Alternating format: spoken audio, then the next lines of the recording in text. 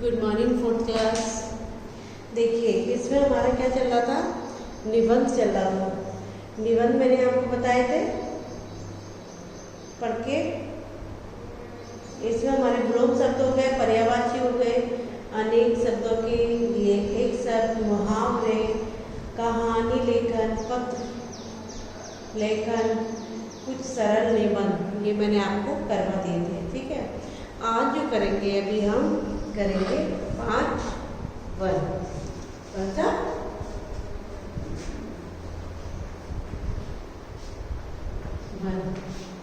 ठीक है, 5 वर्ग, भाषा, व्याकरण तथा भाषा, व्याकरण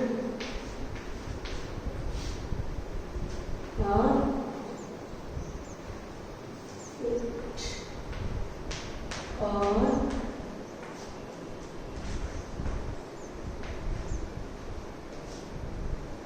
राइट, ये हो गया।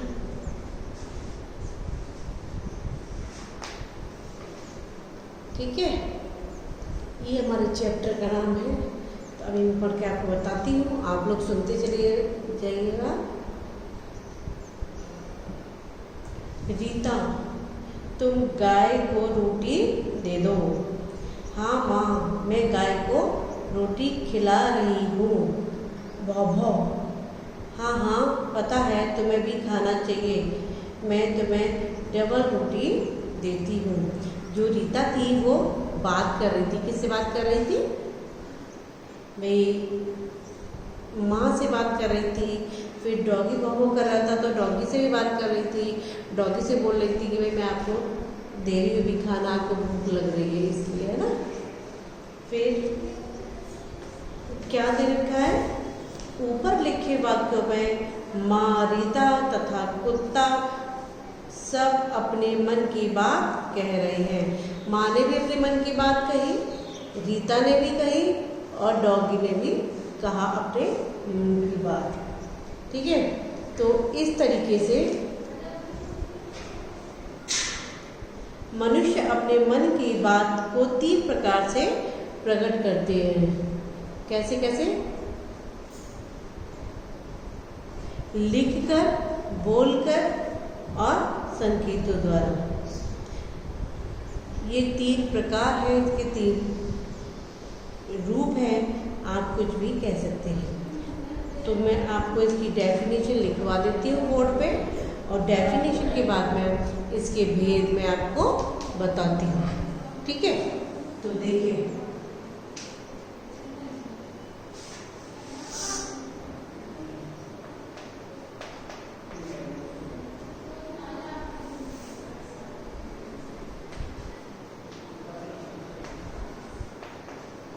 ये है परिभाषा।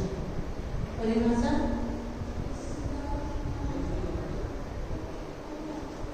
अपने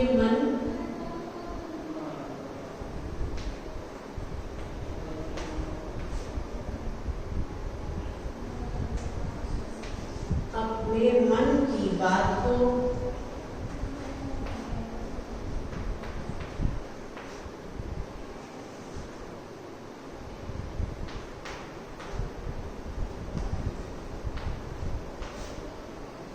प्रकट करने को ही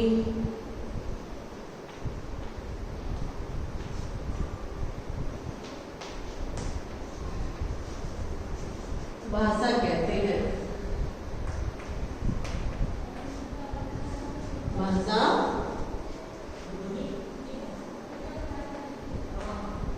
कहते हैं। इसमें मनुष्य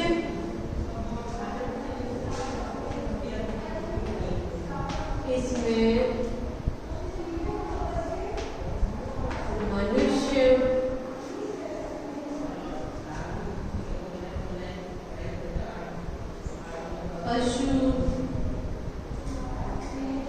पक्षी सभी आ जाते हैं। सभी आ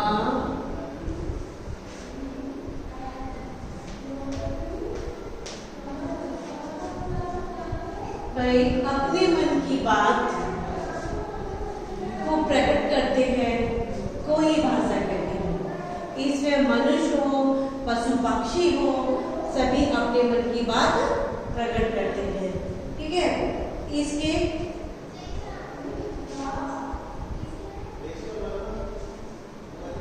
इस भाषा के 3 रूप होते हैं। इस भाषा के 3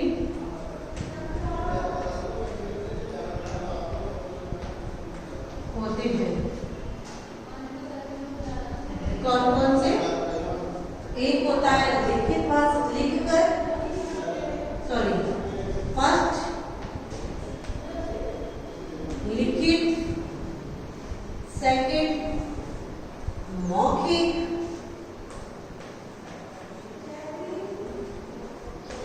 और थर्ड है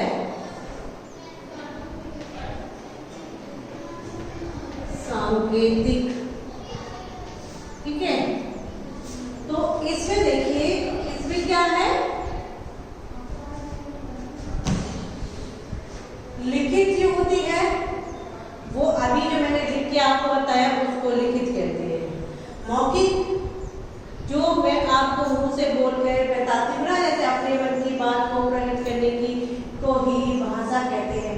तो ये मौखिक भाषा हो गई है। मैंने आपको बोल के समझाया, लिख के समझाया लिखित भाषा, मौखिक भाषा जो मैंने मुंह से बोल के आपको समझाया। सांकेतिक भाषा किसको कहते हैं? जैसे कि जो लोग होते हैं ना मुखर, जो बोल नहीं सकते, सुन नहीं सकते, वो उनके लिए सांकेतिक भाषा होती है।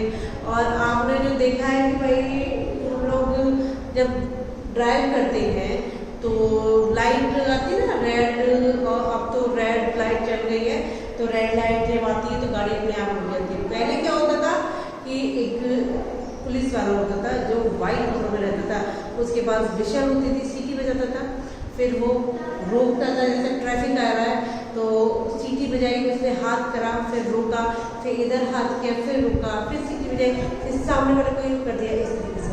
ठीक है, तो जो व्यक्ति जहाँ है वो वहीं रह जाता था, तो उसको कहते थे ट्रैफिक पुलिस। ठीक है, वो थी ट्रैफिक पुलिस। तो जो कि ट्रैफिक पुलिस हमको संकेत देती है, उसी को सांकेतिक भाषा कहते हैं। ठीक है ना, तो ये हमारा हो गया सांकेतिक भाषा के बारे में। फिर उसके बारे में देखिए, फिर नीचे देखिए लिखित भाषा। ये तो मैंने आपको एक उचित तौर पर बता दिया। उसके बाद में जो है मैं भी थोड़ा सा आपको ओरल करके बता देती हूँ।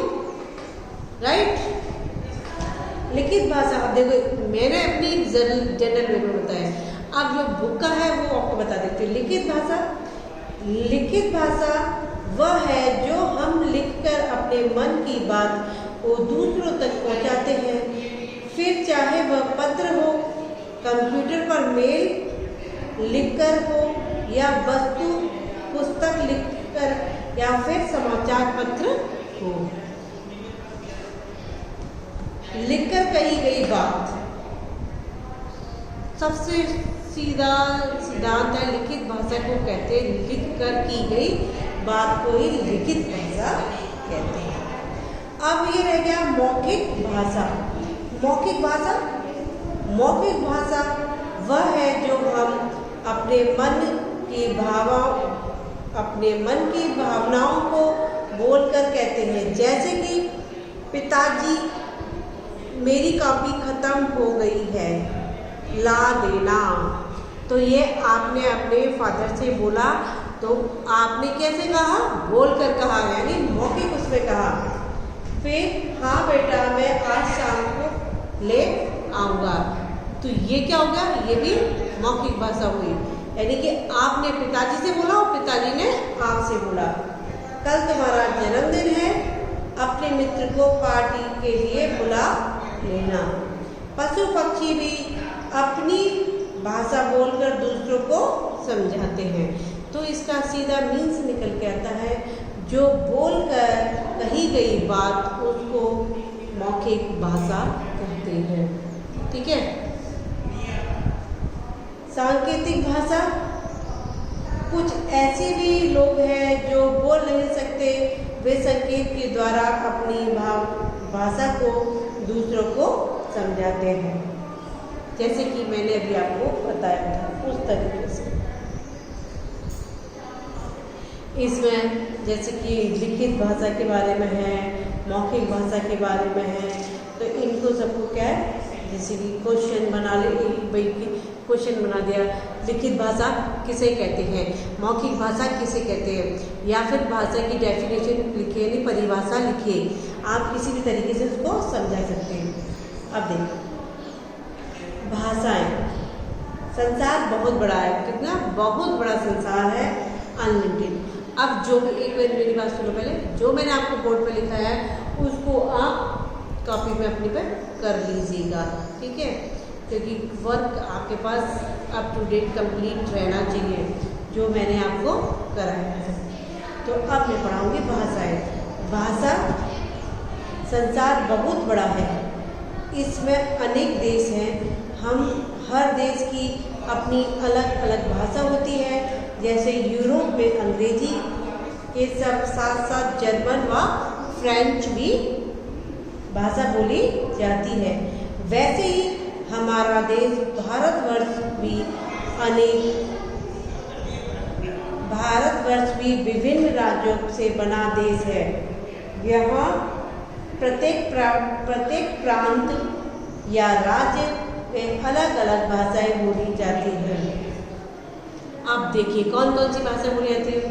असम असमिया, महाराष्ट्र मराठी, और गुजरात गुजराती, केरल में मलयालम, राज्य क्या है, पंजाब में पंजाबी, गुजरात में गुजराती, बंगाल में बंगला, कश्मीर में कश्मीरी, राजस्थान में राजस्थानी, उड़िया में उड़िया, उड़ीसा में उड़िया, ठीक है, असम में असमिया, बिहार में भोजपुरी और तमिलनाडु में तमिल, आंध्र प्रदेश में तेलुगु, कर्नाटक में कन्नड़ा, केरल में मलयालम, राज्य गोवा में कैसे बोली जाती है, कोंकणी, महाराष्ट्र में मराठी, ये भाषाएं होती है अपनी, समझ लो।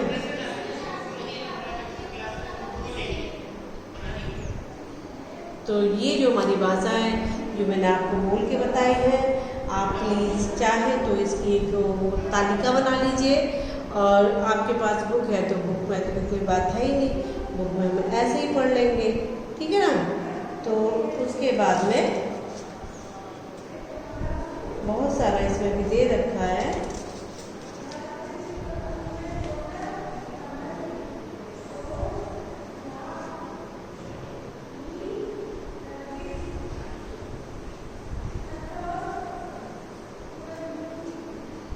चलिए एक और पढ़ा देती हूँ आपको, है ना। व्याकरण, ये लैंग्वेज तक तो हमारा हो गया। व्याकरण देखिए, अब हम देखते हैं कि जब यही भाषा हम लिखते व बोलते हैं तो उनको क्रम में बोलते व लिखते हैं। इस क्रम को किस प्रकार से व्यवस्थित किया जाए, उसके लिए व्याकरण का ज्ञान बहुत जरूरी है। व्याकरण के माध्यम से ही हम भाषा को शुद्ध रूप से बोलना व लिख सकते हैं। जैसे कि तुम पुस्तक दे दो अपनी, तुम अपनी पुस्तक दे दो, दोनों के अलग अंतर है। इसमें पहला वाक्य कुछ अटपटा सा लग रहा है, अतः यह वाक्य गलत है, परंतु दूसरा वाक्य सही है क्योंकि इसका क्रम ठीक है। अतः व्याकरण के द्वारा हम शुद्ध बोलना, शुद्ध लिखना व शुद्ध पढ़ना सीख सकते हैं। व्याकरण में सबसे पहले लिपि तथा भाषाओं को लिखने का माध्यम आता है। लिपि, हर भाषा अलग तरह की से लिखी जाती है। भाषा को लिखने का तरीका ही लिपि कहलाता है। हिंदी क ख ग घ, अंग्रेजी ABCD, उर्दू में ये बना हुआ है, पंजाबी अलग तरीके की होती है जो मुझे नहीं आती, ठीक है। तो ओके, यहीं तक हम रख लेते हैं, फिर इसके बाद में कल पढ़ेंगे इसको, ठीक।